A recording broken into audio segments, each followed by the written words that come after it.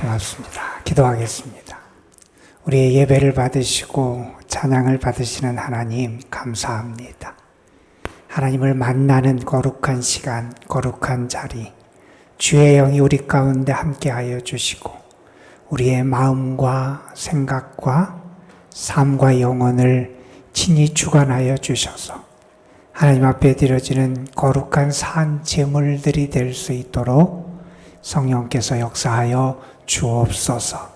하나님을 만나 우리가 새 힘을 얻게 하여 주시고 하나님을 만나 우리의 영이 다시 살아나게 하여 주시고 하나님을 만나 우리의 심령 속에 하늘의 양식이 채워지게 하여 주시고 하나님을 만나 주의 은혜 가운데 하나님 앞에 새롭게 결단하며 믿음을 고백하고 감사할 수 있는 저희 모두가 되게 하옵소서.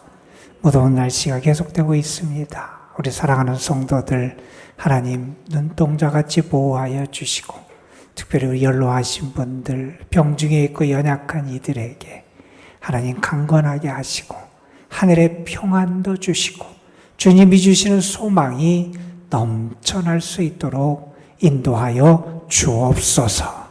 이 시간 하나님의 말씀을 전하고 듣사오니 들을 귀를 주시고 말씀 앞에 겸손할 수 있게 하시고 우리 모두가 하나님의 말씀을 통해서 새롭게 빚어지는 은혜를 누리게 하여 주옵소서.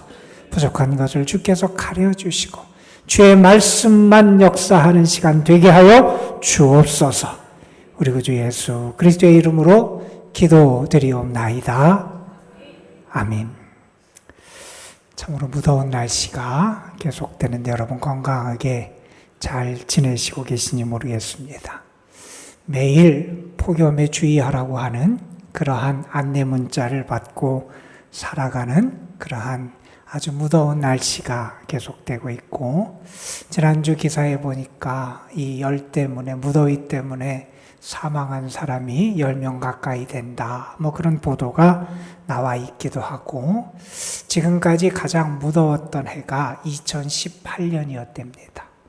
그런데 올해는 아마도 그 해보다 더 무덥지 않을까 그런 예측이 되는 그러한 무더위 가운데 지내는데 여러분 지난 한 주간도 무더위 가운데 아마 지치고 힘든 삶을 살아오신 여러분에게 하나님께서 예배를 통하여 새 힘을 주시고 하나님 안에서 다시 강건하게 하시고 주의 말씀을 통하여 힘을 얻는 귀한 은혜를 베풀어 주실 줄로 믿습니다. 날씨만 우리를 지치게 하고 힘들게 하는 게 아니지요. 우리가 이 세상에서 하루하루 살아가는 게 때로는 너무나 벅차고 어렵고 힘든 시간이 우리에게 찾아올 수 있는 그러한 삶을 우리가 살아갑니다. 삶의 자리에서 어떤 분은 다른 사람에게 얕보이지 않기 위해서 목에 힘을 주고 또 배에 힘을 주고 사느라 고생한 분도 계실 것이고 다른 사람에게 약한 모습을 보이지 않기 위해서 애쓰며 몸부림치며 살아온 분도 계실 겁니다. 우리가 살아가는 세상을 약육강식의 세상이다 이렇게 칭하기도 하지요. 이런 세상에서 모두가 강한 사람이 되기를 원하고요. 그래서 이런 세상에 살아가는 사람들에게 약함이라고 하는 것은 버려야 될 것, 또 극복해야 될 것, 혹은 우리가 이 약함이 나쁜 것으로 인식되는 그런 세상을 우리는 살아가고 있습니다. 물론 약함이라고 하는 것이 약하다라는 것이 꼭 축복이라고 말할 수도 없고 약함이 우리에게 은사로 다가오는 것도 아님을 우리는 압니다. 하지만 많은 신앙인들은 자기의 삶을 통해서 경험하게 되지요. 약함이라는 것, 그 속에 하나님의 섭리가 있고 하나님의 지혜가 약함을 통해서 나타남을 경험하게 됩니다. 오늘도 우리는 예배의 자리를 찾아 나왔어요. 하나님을 섬기고 하나님을 예배하며 하나님의 사람으로 살아가는 자리를 우리는 나름대로 지키며 살아가고 있습니다. 어쩜 우리가 이렇게 우리의 삶의 자리를 지킬 수 있는 것도 하나님이 우리에게 약함을 주셨기 때문이 아닌가 하는 생각도 해보게 됩니다. 만약에 하나님이 여러분을 늘 강하게만 해주셨다면 어땠을까? 하나님이 우리에게 늘 충만함만을 주셨으면 어땠을까? 하나님이 늘 우리를 돋보이게 해주셨으면 어땠을까?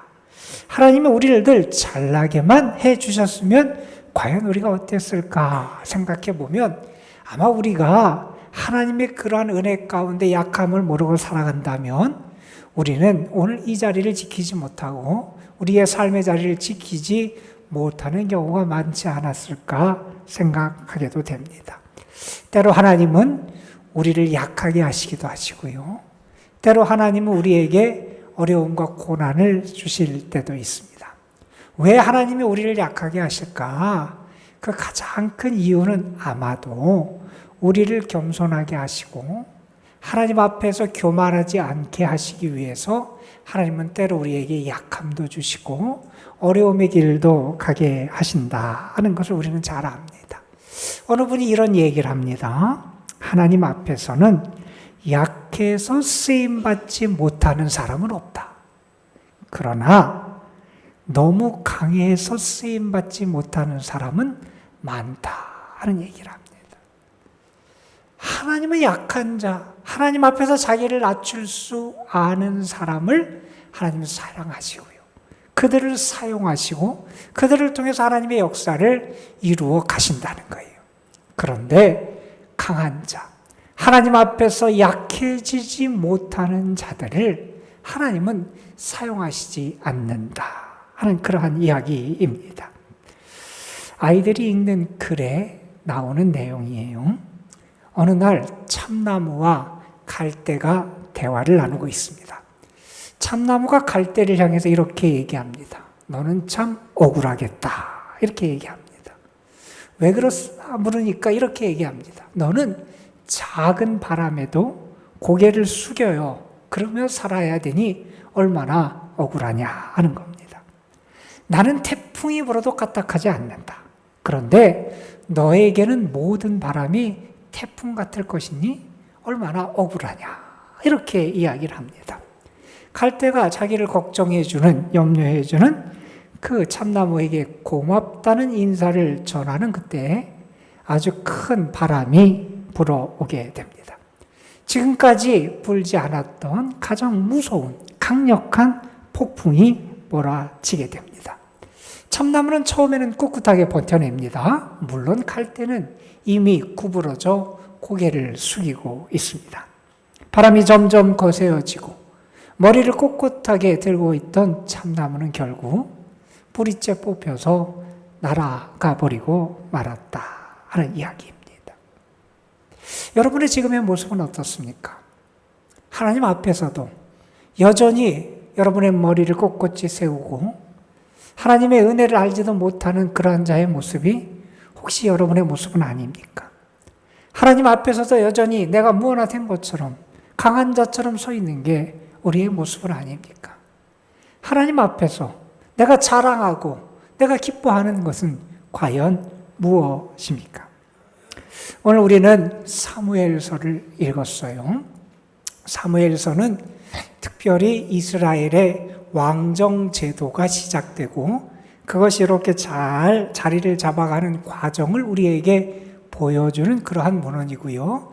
특별히 그 초반에 아주 중요한 역할을 했던 사람이 다윗이라고 하는 그런 왕이 등장하며 다윗에 대해서 많은 이야기를 전해주는 게 사무엘서입니다. 오늘 우리는 그 사무엘서의 거의 마지막 부분 사무엘하 23장의 말씀을 읽었고요.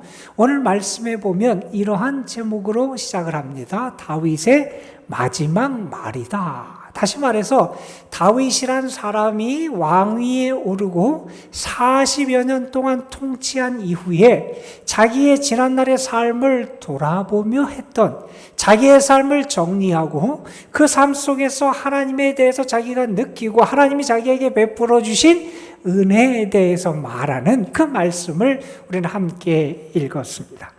다윗은 자기의 지난날의 삶을 돌아보며 자기 인생의 마지막 시간을 보냅니다. 그때 그가 남겼던 말 가운데 오늘 말씀 3절, 4절에 보면 다윗은 이런 이야기를 합니다. 이스라엘의 하나님이 말씀하시며 이스라엘의 반석이 내게 이르시기를 사람을 공의로 다스리는 자, 하나님을 경외함으로 다스리는 자여, 그는 돋는 해 아침빛 같고 구름 없는 아침 같고 비 내린 후에 광선으로 땅에서 우미 돋는 새풀 같으리라 하시도다.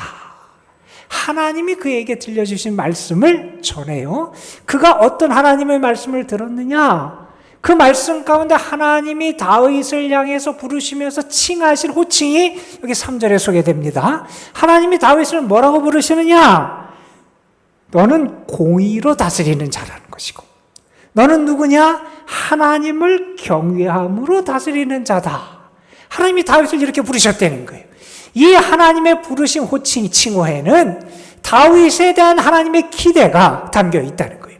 하나님께서는 다윗에게 왕권을 주시면서 그를 왕으로 세우시면서 그가 어떤 왕이 되기를 기대하셨느냐? 하나님이 주신 권력을 가지고 자기 자신의 유익만을 위해서 사용하는 사람, 자기의 편, 자기의 어떤 무리만을 위해서 부당하게 그 권력을 행사하는 사람이 아니라 하나님의 뜻을 따라서 공의로 다스리는 사람, 하나님이 원하시는 정의와 공의를 이 땅에 펼치는 하나님의 대리자로 그 다윗이 통치하기를 기대하셨다는 겁니다. 뿐만 아니라 하나님은 그 다윗에게 왕권을 주시면서 어떤 기대를 하셨느냐? 그가 하나님을 두려워함으로 그의 섬김의 직을 감당하는 하나님의 사람이 되기를 하나님이 기대하셨다는 겁니다. 여러분, 사람은 참 묘합니다. 그래서 권력의 자리에 앉다 보면 마치 자기가 신, 하나님이 된 것처럼 착각하고 자기 마음대로 행동하고 판단하고 결정하며 살아갈 때가 많이 있습니다. 하나님을 두려워할 수 있어야 되는데 하나님을 두려워하지 않습니다. 하늘의 뜻을 살펴야 되는데 하늘의 뜻을 살피지 않습니다. 아니, 하늘의 뜻을 무시하면서 자기의 욕심에 이끌려 살아가게 되기가 참 쉽다는 겁니다. 그런데 하나님은 그 다윗에게 무엇을 기대하셨느냐? 하나님을 두려워하며 하나님의 뜻을 이루는 통치자가 되기를 하나님이 기대하셨다는 겁니다. 자, 그런데 다윗은 이렇게 하나님의 기대를 받았고 하나님께서는 그렇게 공의로 다스리고 뿐만 아니라 하나님을 두려워하며 다스리는 자가 이렇게 될 거다, 이런 약속을 주셨다는 거예요. 어떤 비유를 통해서 하나님이 약속하셨느냐? 4절에 보면 이런 말씀이 나옵니다. 하나님이 그 왕을 아침 햇살같이, 다시 말해서 돋는 해의 아침 빛같이 그를 세우시고 사용할 것이다 말씀해 주셨다는 거예요. 여러분, 아침에 태양이 떠오릅니다. 그 밝은 태양이 떠오릅니다. 땅에 비가 내렸어요. 비가 내린 그 대지가 그 태양빛을 받아요. 그러면 그 땅으로부터 무엇이 생기느냐? 새싹이 솟아나게 되더라는 거예요. 하나님께서 사용하시는 그런 태양의 빛이 되어서 그 땅의 생명의 싹을 움트게 하는 그러한 하나님의 사람이 되도록 하나님이 축복하실 거다, 그렇게 약속하셨다는 거예요. 그러면서 하나님은 또 무슨 말씀을 하셨느냐? 그런데 그렇지 못하게 되면, 하나님의 공의를 따라 다스리지 않고 하나님을 두려워하며 다스리지 않게 되면 하나님이 그를 어떻게 하시느냐? 사람들이 다 내버리고 태워버릴 가시나무같이 만드실 거다. 하나님이 그렇게 말씀하셨다는 거예요. 여러분, 이렇게 다윗이 하나님의 귀한 약속을 받고 하나님의 말씀을 받았습니다. 우리가 아는 다윗은 이런 하나님의 약속을 받을 만큼 위대한 사람이고요, 큰 일을 이룬 그러한 통치자로 우리는 기억을 합니다. 그런데 여러분, 그 다윗이 정말 흠이 없는 그런 왕으로 살아갔습니까? 정말 다윗의 삶이 많은 백성들에게 돋는 해의 아침빛 같은 그러한 참 생명의 빛을 비추는 삶을 살아갔을까요? 적어도 사무엘서가 우리에게 전해주는 다윗의 모습은 결코 그러한 모습이 아니었음을 우리에게 전해줍니다. 사무엘서는요, 다윗의 부족함과 다윗의 죄악을 낱낱이 드러내며 설명합니다. 그런 부족한 사람이었다는 거예요. 그런 죄인이었다는 거예요. 그가 다시 떠올리고 싶지도 않은 밧세바 사건을 언급합니다. 그 일이 있은 후에 밧세바가 임신했다는, 아기를 뱄다는 소식이 들려집니다. 그 소식을 받은 다음에 다윗이 어떻게 합니까? 머리를 씁니다. 어떻게 하면 이 위기를 넘어갈까? 덮을까? 밧세바의 남편 우리아를 불러서 아내와 하룻밤을 보내게 하려고 합니다. 그 아이가 그 우리아의 아이라고 그렇게 만들기를 원했던 겁니다. 우리아가 거절을 하죠. 그랬더니 이제 자기 부하를 시켜서 그 우리아를 아주 그 맹렬한 전장의 맨 앞에 선두에 세웁니다. 그리고 결국 그를 죽게 하고 맙니다. 여러분, 다윗은 죄인이었습니다. 다윗은 부족함이 가득한 사람이었습니다. 그의 집안은 편했습니까? 여러분, 우리가 사무엘 하를 읽어보면 다윗의 집안이 얼마나 어려움과 불안 가운데 있었는지를 우리가 알게 됩니다. 암논이라고 하는 아들이 큰아들 세자였습니다. 그런데 그 암논이 자기의 이복 여동생 다말을 성폭행합니다. 아버지가 알았어요. 다윗이 알았어요. 화를 냈습니다. 그런데 바로잡지 않습니다. 다말의 오빠였던 압살롬이 마음의 분노를 품고 있습니다. 기회를 엿보다가 2년 후에 암논을 죽여버립니다. 아버지에게 반기를 듭니다. 반란을 일으킵니다. 대단한 왕, 위대한 업적을 이룬 왕, 위대한 사랑 같은 그 다윗. 그러나 자기 자녀들도 제대로 챙기지 못하고 자식 사랑에 분별력이 없던 부족한 사람이었고요. 연약한 사람이었고요. 죄인이었습니다. 여러분, 그런데 그렇게 부족함이 많고 실수가 많고 죄악을 범한 다윗이 자기의 지난날의 삶, 자기의 통치의 기간, 자기의 삶의 여정을 돌아보면서 5절에서 이렇게 고백합니다. 내 집이 하나님 앞에 이같이 아니하니. 무슨 말입니까, 여러분? 하나님이 나에게, 나의 집안에, 나의 왕권을 통해서 하나님께서 돋는 아침의 그 찬란한 빛같이 하나님이 역사하신다 그랬는데, 돌아보니, 지난 40년의 시간을 돌아보니 하나님께서 우리의 집을 그렇게 세워주시고 사용해 주셨다는 겁니다.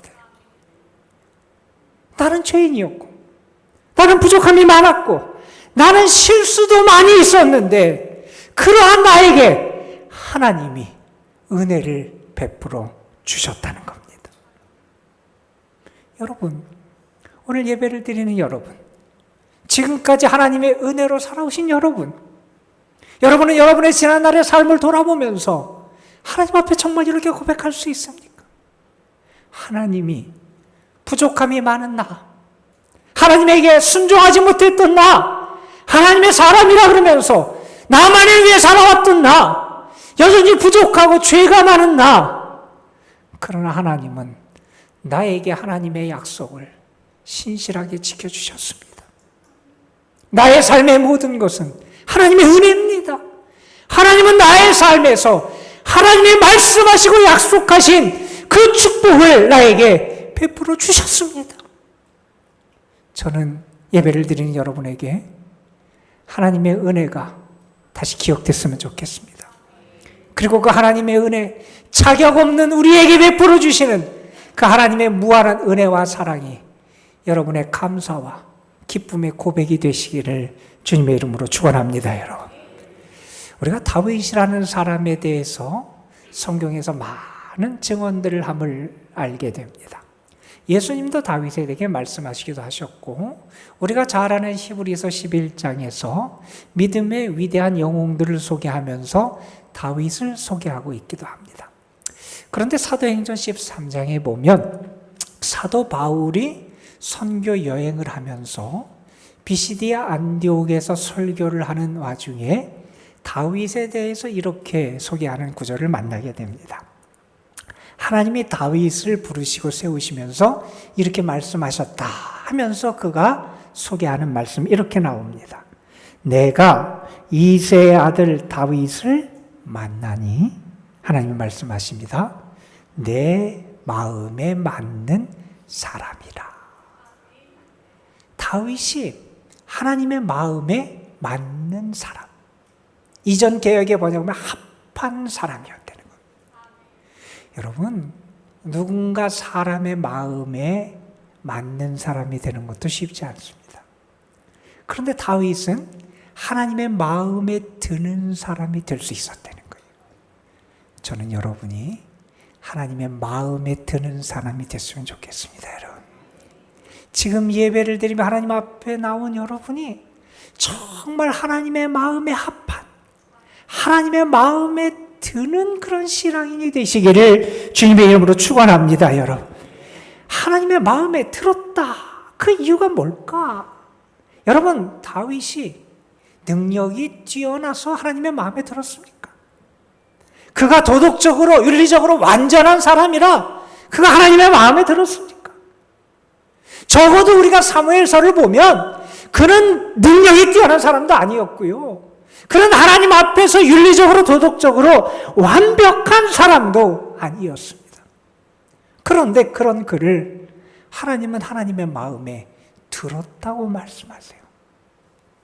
그의 무엇이 하나님의 마음에 들었을까? 우리는 특별히 오늘 말씀과 관련돼서 그가 자신이 그렇게 부족하고 연약함을 알고 그런 자신에게 베풀어 주신 하나님의 은혜를 알면서 하나님 앞에 겸손할 줄 알고 하나님 앞에서 약해질 줄 아는 사람이었음을 깨닫게 됩니다. 여러분, 다윗은 하나님 앞에서 약해질 줄 아는 사람이었습니다. 하나님 앞에서의 자신이 누구인지를 아는 사람이었다는 겁니다. 내가 이렇게 승승장구하고 내가 40년 동안 이렇게 위대하게 통치할 수 있었고 때로는 내가 승승장구하면서 살아갈 수 있는 이유가 자신의 능력에서 온 것도 아니고 자신이 윤리적으로 아주 뛰어난 사람이어서 그런 일을 행한 것이 아님을 알았다는 겁니다. 그것이 하나님께서 베풀어 주신 은혜고 하나님의 신실하심이고 하나님의 능력임을 알았다는 겁니다. 여러분 하나님 앞에서 어떤 모습으로 살아가고 계십니까? 다윗이 나라를 통일했어요. 그가 왕좌에 오른 지 7년 만에 통일왕국을 이룹니다. 그리고 예루살렘을 점령하고 예루살렘을 수도로 만듭니다. 그리고 그곳에 하나님의 법궤를 옮겨옵니다. 여러분, 위대한 일을 지금 이루고 있어요. 그런데 법궤를 옮겨오면서 처음에는 다윗이 실패하게 돼요. 그 다음에 법궤를 다시 예루살렘으로 옮겨오면서 다윗은 너무나 기뻤어요. 이렇게 부족하고 연약한데 하나님의 은혜를 베풀어 주셔서 통일왕국을 이룰 수도 있었고 또 하나님의 임재의 상징인 법궤를 옮겨올 수 있게 하나님의 은혜를 베풀어 주셨어요. 다윗이 너무나 기뻐서 춤을 추다가 맨살이 보이게 됩니다. 그 모습을 보고 있던 그의 아내 미갈이 나중에 다윗을 꾸짖고 책망하면서 이렇게 얘기합니다. 어찌 왕이나 돼서 신하들의 아내가 있는데 그렇게 맨살을 보일 만큼 춤을 춥니까? 그때 다윗이 미갈을 향해서 이런 말을 합니다. 내가 이보다 더 낮아져서 스스로 천하게 보일지라도 나는 하나님을 기뻐하고 춤추겠다는 겁니다. 여러분, 나단이 밧세바 사건 때문에 다윗을 찾아와서 하나님의 준엄한 심판의 말씀을 전하고 꾸짖습니다. 여러분, 다윗은 힘이 센 사람이에요. 권력을 가지고 있던 사람이에요. 그 당시 예언자, 그 통치자 앞에서 아무것도 아닌 존재가 될 수 있는 사람입니다. 만일 다윗이 자기의 죄를 덮기 위해서 그 사람을 없애겠다 이런 마음을 품었으면 그 나단 선지자도 쉽게 없애버릴 수 있는 그러한 권력과 힘을 가졌던 게 다윗입니다. 그런데 여러분, 그 다윗이 나단 선지자의 꾸지람을 듣고 어떻게 합니까? 통회하며 회개하고 뉘우칩니다. 하나님의 말씀 앞에서 자신을 낮출 수 있는 그러한 믿음이 그에게 다시 회복되었다는 겁니다. 여러분, 압살롬의 반란 때 다윗의 신발도 신지 못하고 도망을 치잖아요. 아주 긴박하게 쫓기는 자의 신세가 돼서 겨우겨우 그렇게 피난 생활을 하고 있는데 시므이란 한 사람이 찾아와서 계속해서 다윗을 따라다니며 저주하고 다윗을 조롱합니다. 그가 계속 다윗을 따라다니며 저주하고 조롱하자 다윗의 부하였던 장군이 그를 향해서, 다윗을 향해서 이렇게 말하죠. 저자가 하나님의 기름 부은 왕을 욕합니다. 내가 가서 저의 목을 치겠습니다. 그때 다윗이 자기 부하를 향해서 이렇게 말합니다. 그가 저주하는 것은 여호와께서 그에게 다윗을 저주하라 하심일 수 있다는 겁니다.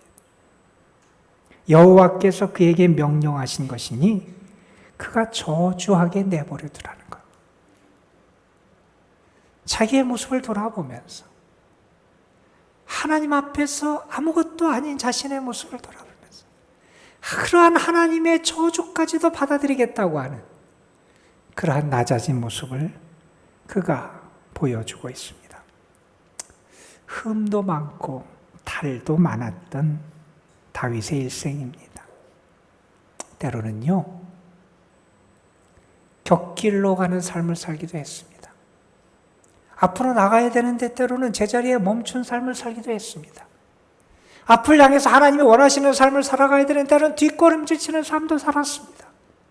그런데 돌이켜보니 그의 이렇게 연약하고 부족한 삶 가운데 하나님이 살아 역사하시더라는 겁니다. 하나님은요, 그로 하여금 돋는 해 아침빛같이 아침 햇살처럼 이 땅의 생명의 싹을 흩트는 그러한 역할을 할 수 있도록 그를 사용해 주시더라는 겁니다. 여러분, 저는 여러분이 그렇게 하나님께 쓰임받을 수 있는 하나님의 사람이 되시기를 주님의 이름으로 축복합니다. 여러분, 누가 하나님의 마음에 드는 사람입니까? 능력이 뛰어난 사람입니까? 도덕적으로 완전한 사람입니까?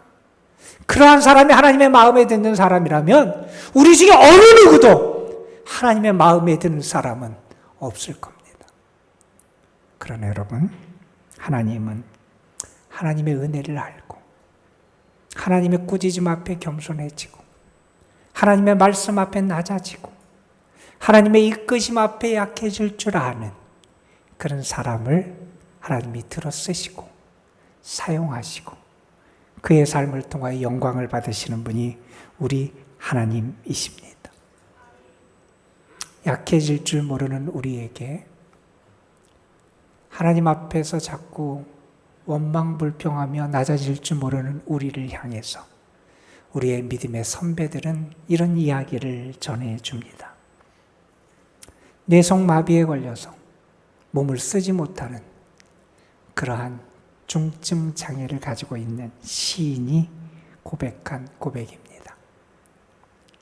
만일 내가 괴롭지 않았다면 하나님의 사랑을 받아들이지 못했을 것을, 만일 모든 형제 자매들이 괴롭지 않았더라면 하나님의 사랑이 전해지지 않았을 것을, 만일 우리 주님이 괴롭지 않았더라면 하나님의 사랑은 나타나지 않았을 것을. 교회 게시판에 감사기도라는 제목의 글을 붙여놨습니다.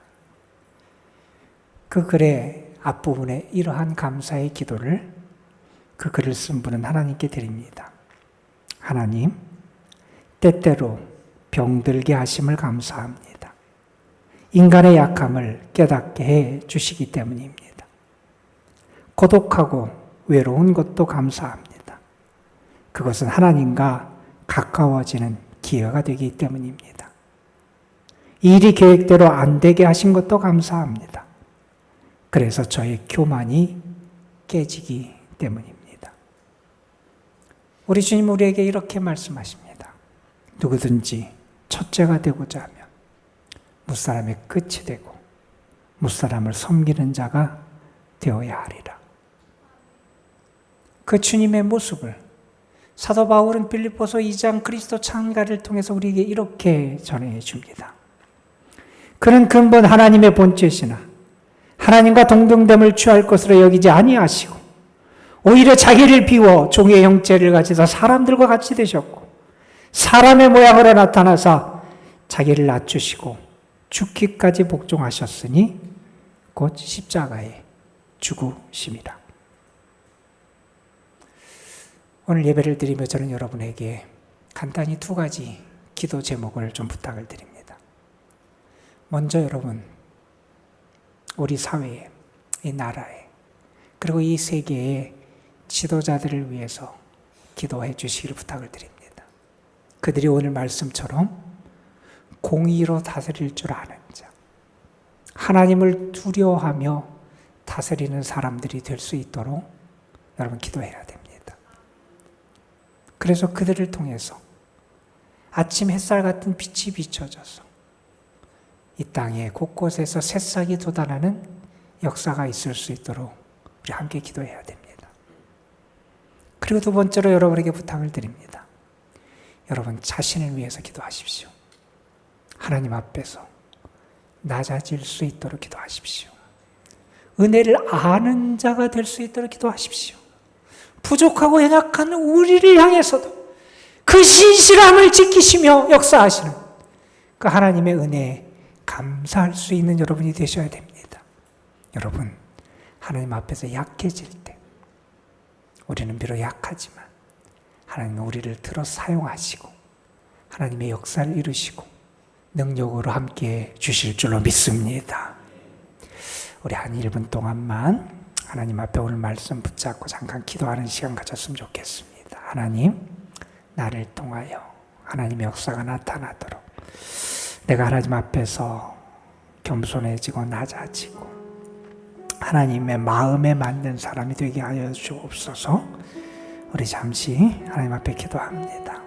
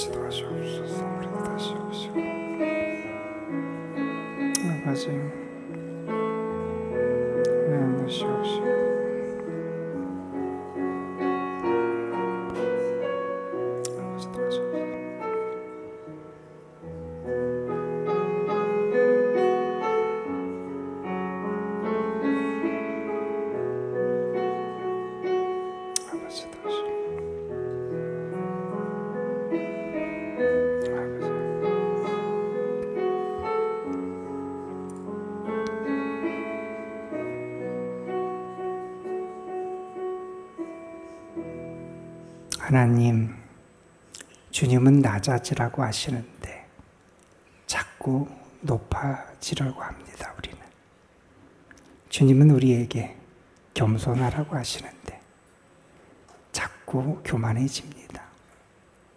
주님은 우리에게 약해지라고 말씀하시는데 자꾸 하나님 앞에서도 강한 자인 척 하려고 합니다. 우리를 긍휼히 여겨주셔서 하나님 앞에 진실로 겸손하고 낮아지고 약한 자로 하나님의 은혜를 구하며 살아가는 저희들 되게 하옵소서. 우리 구주 예수 그리스도의 이름으로 기도드리옵나이다.